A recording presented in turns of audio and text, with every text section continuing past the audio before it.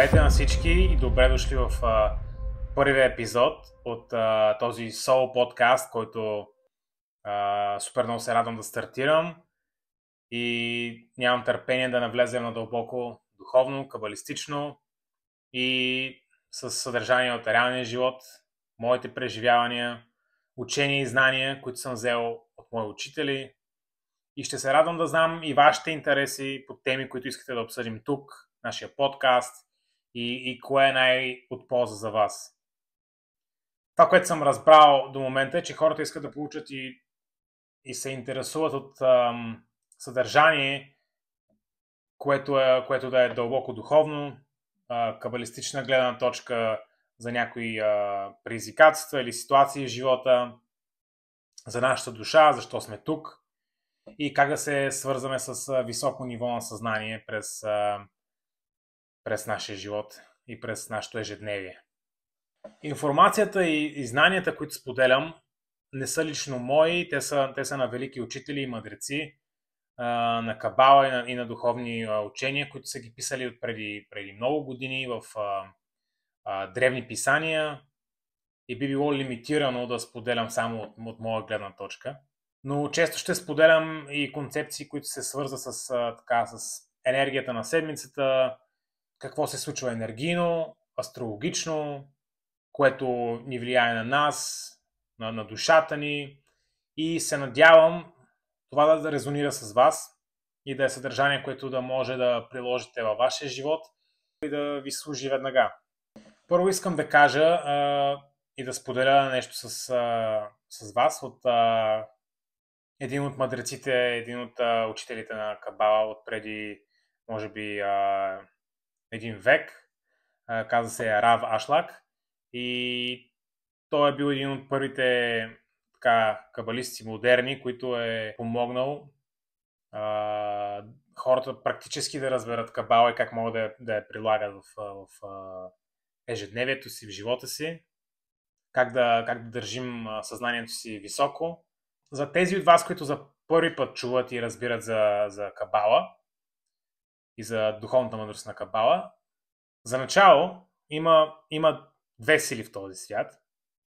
Силата на това, което наричаме Твореца, Създателя, Вселената, Бог, нали, всеки по различен начин си го нарича. Това е силата, която е безкрайната сила и която тя дава и споделя безвъзмездно. Тази съзидателна сила е създала друга сила в този свят, която кабала нарича съда. Това е, аз го наричам така, енергийния съд.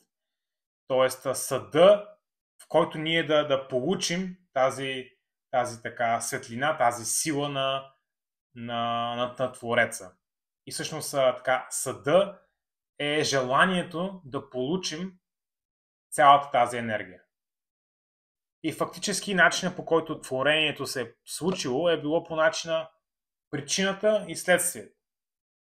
Тоест, има сила, която иска да дава и да споделя безвъзмездно, както казах. Това е всъщност причината, това е Твореца, и това, което създава тази сила, е всъщност съда, следствието, които са всъщност всички души на човечеството, които сме всъщност ние.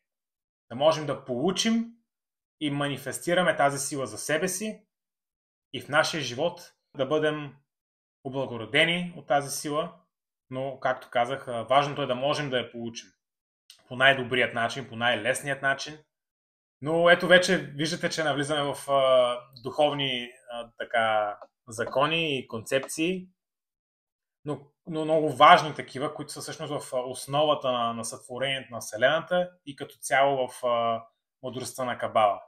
Мога да дам пример за съда, както аз го наричам енергиен съд. Това е нещо, което държи всъщност количество енергия. И да, мога да дам пример с чаша, например една празна чаша, и тя например е 200 мл или 300 мл, която искаш да напълниш с вода, но трябва да е достатъчно голяма, за да може да поеме водата, която искаш да налееш. Тоест, ако искаш да излееш 10 литрова туба в 300 мл чаша, няма как да стане. и остатъчните 9 литра и 700 ще бъдат разляти. Чашата няма да може да поеме това количество вода. И реално същото е при нас. Ние сме този съд, приемаме постоянно светлина, енергия, благослови, нещата, които искаме да манифестираме, но само ако съзнателно създаваме пространство в себе си за тях. В Кабала понятието съд символизира нашето желание. Желанието да получаваме светлина, изобилие и като цяло духовно израстване. И колкото по-голям и осъзнат е нашият съд, толкова повече благослови можем да привлечем и да си манифестираме. И тук идва много важен момент да спомена какъв е начина Тоест, ако някой ме пита, окей, аз имам различен съд, имам по-малък съд, примерно това не ми се случва по този начин, не ми се случва лесно това. Как да привлека точно това, което искам да ми се случи, този дар, този успех или пък нещо, което просто иска да привлече в живота си. Кабала ни учи, че разширяването на съда става чрез работата върху себе си, като се освобождаваме от така наречената негативна страна, от егото ни, от егоистичната ни натура, от страховете ни, от старите модели на мислене, лимитираните ни вярвания и така даваме всъщност място на нови възможности, на нови благослови. Тоест ние не можем да получим повече светлина, ако не сме готови да я задържим. Дори има ситуации в живота, в които ние получаваме тая светлина, въпреки това дали можем или не можем, и много, много бързо тази светлина, тази енергия всъщност излиза от нашия живот, понеже все още не сме изградили този наш енергиен съд, енергийно поле, което да може да задържи тази така енергия. Точно за това съзнателната трансформация и духовна работа са изключително ключови. Например, когато имаме желание да споделим, да създадем нещо, да обичаме, да бъдем обичани или пък да създадем продукт, да създадем услуга, бизнес. И когато това желание е истинско вътрешно желание, това наше желание ще създаде ситуация да може да привлечем това желание и да получим тази енергия. Тоест ние ще задействаме този процес. И самото желание създава получател от другата страна, която да е готова да получи твоя дар, твоята енергия, твоя продукт, твоя бизнес. Тоест този получател може да е клиент, може да е жена, може да е мъж, може да е приятел, може да е каквото и да е. Никога няма да ти дойде идея да създадеш нещо или да искаш да споделиш нещо, без да има някой в света, който да желае да го получи. Няма такъв случай. Винаги има, както има една теория за стотинката, т.е. ако съществува горната част, съществува и долната част. Това е същата метафора. И от една страна твоето желание да споделиш създава желание и да получиш това, което искаш да споделиш. Но същото това желание да получиш е било вече някъде в света, давайки ти индикация и идеята да го споделиш. И тук става много интересна ситуация. Понякога в духовността има концепции, които може би си противоречат, но всъщност и двете страни са верни, и двете страни са правилни. От гледната точка на светлината на Твореца и от гледната точка на съда, на енергийния съд, на енергийното поле. Дори, например, теорията на относителността сочи, че винаги гледната точка има значение. Понякога, например, може да се запитате защо това нещо не ми се случва, защо все още не съм привлякал богатството, защо все още не съм привлякал успехът в това, което правя, не съм привлякал сродната ми душа, не съм привлякал прекрасната работа, не съм привлякал дори на материално ниво не съм привлякал най-прекрасния автомобил, който искам да карам. Какво се случва? Кога ще се случи това нещо? Защо не се манифестира още? И тук отговорът е следния. Защото най-вероятно желанието не е на 100%. Тоест, понякога желанието ни е на много места. Тоест, ние може да искаме богатството и да го искаме да го манифестираме, но може да имаме още 5 други желания паралелно с това желание. Кабала учи на концепцията за негативната ни страна, която също ще навлезем в нея в следващи епизоди. Но когато искаш нещо, например, някакво имаш голямо желание, силно желание, тази негативна страна, тази така егоистична страна ни дава още различни тестове, различни проекти, например. Тоест, ако искам да изградя тази идея, която е изключителна идея, ще бъде изключително успешна, точно в този момент тази така наречена негативна страна ти дава още различни проекти, още различни желания, различни уникални проекти, които да можеш да реализираш паралелно с това, което искаш да реализираш. И да имаш още 100 идеи, 100 метода да правиш пари, още едно хоби, още един приятел, на който не можеш да откажеш, защото точно днес се е прибрал от чужбина. И винаги така се случва, че получаваш тестове, които да изразиш твоята сила и твоята концентрация и колко всъщност истински искаш това, което искаш. Например, когато искам да създам или да започна нещо ново, какво прави негативната страна? Дава ми повече велики възможности, които идват да те разсеят от главната ти цел, да ти вземат фокуса.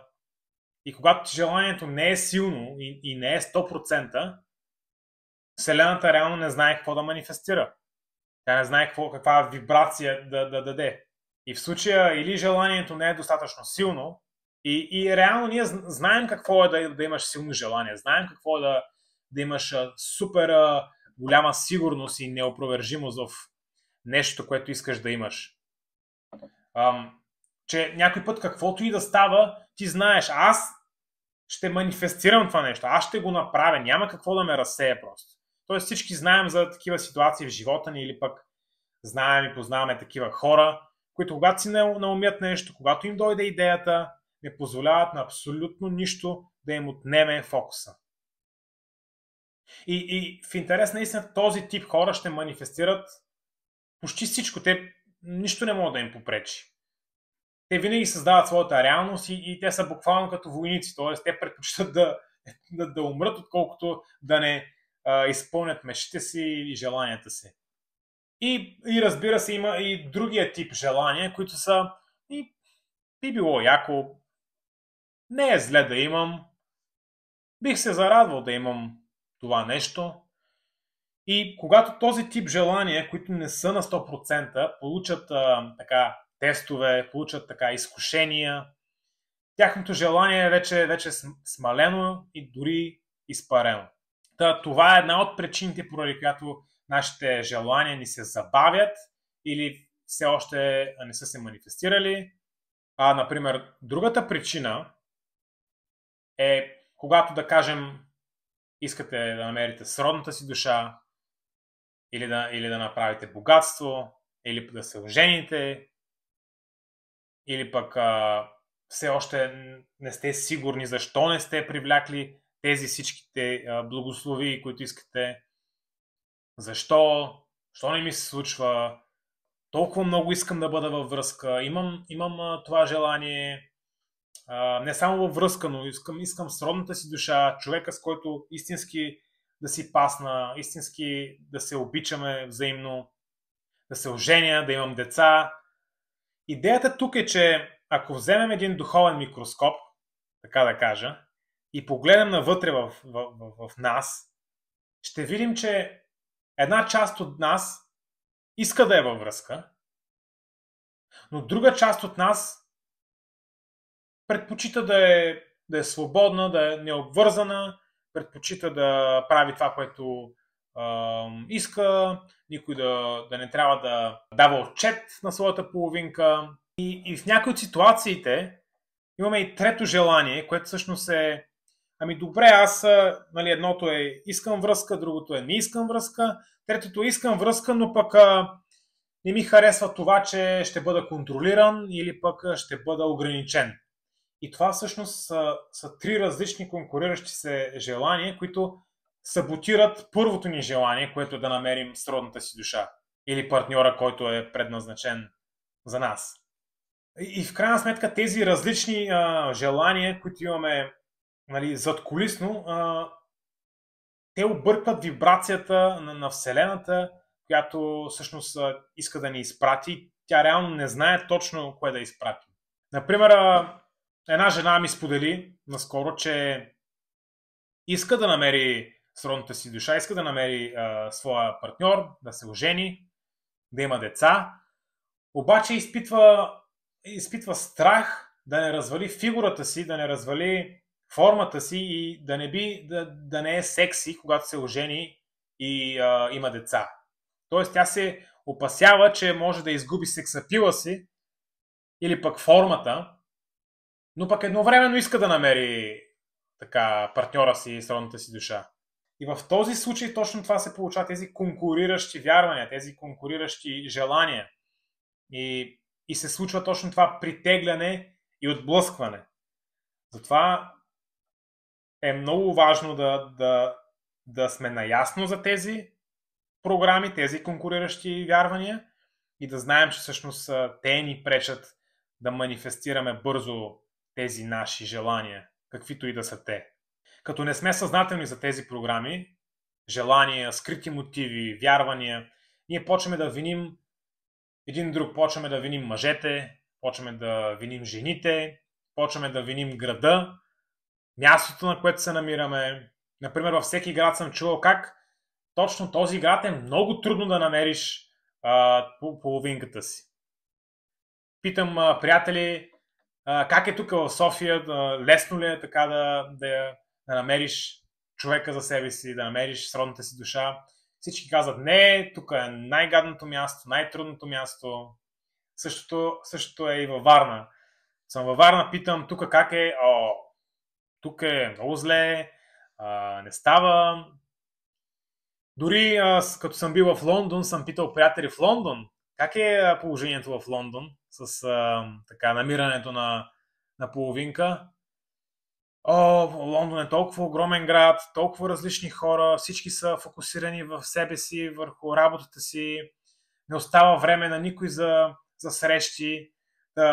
Най-забавното е, че всеки от нас казва, ами да, тук в този град е така. И изграждаме тези конкуриращи, тези лимитирани вярвания. И оттам ни идва идеята, че може би трябва да се премести в друг град, за да потръгнат нещата. Или пък може би трябва да си сменя нещо в себе си, да сменя стила на косата си или пък стила на обличане. И разбира се, това е валидно в много от ситуациите и всъщност дори има така духовна концепция, че сменянето на средата е важна и може да допринесе към да ни се случват тези неща. Но едно е важно да се знае, че където и да отидем, с нас идват и нашите конкуриращи вярвания. Тоест, важно е първо да разберем за тях и да ги трансформираме. Това, което ще предизвикам всички вас тази седмица, е да помислите къде имате такива конкуриращи желания, в кои сфери във вашия живот. Например, един начин аз да разбера моите такива конкуриращи вярвания къде са, е, например, ако имаш сфера в живота ти, в която си в застой, чувстваш, че трудно ти се случва до момента нещата, имаш желание да постигнеш нещото, но между другото, дефиниция на застой според Кабала е, че трябва да можеш да манифестираш нещо в рамките на часове. Тоест, ако имаш желание за нещо, трябва да можеш да го постигнеш в рамките на часове. И дори по-малко, казват кабалистите. Когато искаш нещо, например, връзка, сродна душа, да постигнеш даден успех, просперитет в работата, просперитет в бизнеса и ти отнема време, има процес. Отнема ти години, докато получиш желаното. Това значи, че сме в застой някъде точно там в тези сфери. Имаме някакви конкуриращи вярвания. И хубавото е, че когато искаме, можем дори да ни е трудно да разберем къде са, можем да поискаме, можем да се помолим, можем кабалистите всъщност ни казват, че е много хубаво да може да питаме за помощ. Тоест, ако не мога да се справя, помогни ми да се справя, помогни ми да разбера какви са моите лимитирани, моите конкуриращи вярвания. Тоест, сядаме и се питаме, къде съм в застой, какви са всички мои желания в дадените сфери. Пишем ги на лист хартия. Какви са моите желания за просперитет, моите желания, моите вярвания за богатство, моите желания за връзка, моите желания за сродната ми душа, за здравето, за деца, за така нататък. И е много важно да знаем, че при Твореца не съществуват забавения. Тоест, реално, при творението то не ни спира тези благословения. То винаги ни дава. Въпросът е тук, че ние си създаваме ограниченията. Ние се лимитираме. И причината заради това е точно тези лимитирани и конкуриращи вярвания, които ние трябва да разберем къде са, да ги трансформираме, за да може енергията да си влезе в съда гладко. И мога да дам много примери от живота. Например, един от моите учители, по-рано в своя живот, когато е преподавал, той е преподавал на много богати, на много известни личности и е виждал как богатството в тези семейства всъщност е пречило на развитието на децата, на тяхното щастие, на тяхната хармония. И оттам несъзнателно е изградил всъщност лимитирани вярвания и конкуриращи вярвания, че всъщност богатство е нещо лошо, че всъщност многото пари провалят семейства или пък провалят бъдещето на децата. И в момент, в който той е разбрал, че всъщност това е саботиране и благодарение на неговото откритие, той всъщност е успял да отключи така изобилието в живота си и да му потръгне в тази сфера. Или пък едно от другите много често срещани лимитирани вярвания е, че и разбира се, аз мога да говоря и в следващите епизоди за точно този тип или различни типове лимитирани вярвания, които имаме, които са така доста често срещани. Например, това, че трябва да страдаме, за да сме успешни. Много хора вярват, че трябва да страдат, да ги боли, да им е много трудно и как след 20 години страдание вече могат да си позволят да бъдат успешни, да бъдат богати и така нататък. Това, разбира се, е един от пътищата, т.е. един от пътищата до постигането на тези цели е този начин. Чрез страдание, чрез тежка и трудна работа. Това е един от начините, но има и други начини. Това е цялата идея. Какво ако, например, слушаме, да кажем, подкаст за 20 минути и смениш вярванията ти, че няма нужда да страдаш толкова много, че за да вземеш, например, златен медал? Какво ако просто вярваш, че е лесно да вземеш златен медал? Какво ако вярваш, че е лесно да направиш 1 милион? Или пък какво ако вярваш, че е лесно да намериш сродната си душа? Тук мога да дам пример с Илон Мъск. Илон Мъск мисли, че е лесно да колонизира друга планета. И да, има предизвикателства. Всички ние имаме предизвикателства. Но всичко е съзнание. Това, което вярваш, това създаваш. Тоест, без значение нивото ни, той си на неговото ниво, ние сме си на наше ниво, ние сме на различно ниво, всеки от другият. Но без значение нивото и къде се намираме в живота, духовният закон работи за всички нас. Тоест, в каквото вярваме, става наша реалност. Кабала учи, че ние сме предопределени да постигаме тези всички благодетели, благословения, дарове. Ние сме предопределени да имаме богатство, да сме здрави, да имаме щастливо семейство, да имаме здрави и щастливи деца. Това ни е наше право по рождение. Това е днешния епизод. където говорихме повече за манифестирането и за конкуриращите вярвания, лимитираните вярвания, които всъщност доста ни пречат. Намерете тези конкуриращи се вярвания и напишете всичките си желания, вижте кои се конкурират с други и там където се конкурира, там енергията е в застой. И точно там чака тази енергия да бъде трансформирана и да бъде пусната да тече гладко. Точно там има големи чудеса и са готови да влязат в живота ви, когато ги трансформирате. Благодаря ви. Харесайте, споделете това видео, последвайте ме в социалните медии, абонирайте се за моя канал в YouTube и очаквайте скоро епизод номер 2. Благодаря ви.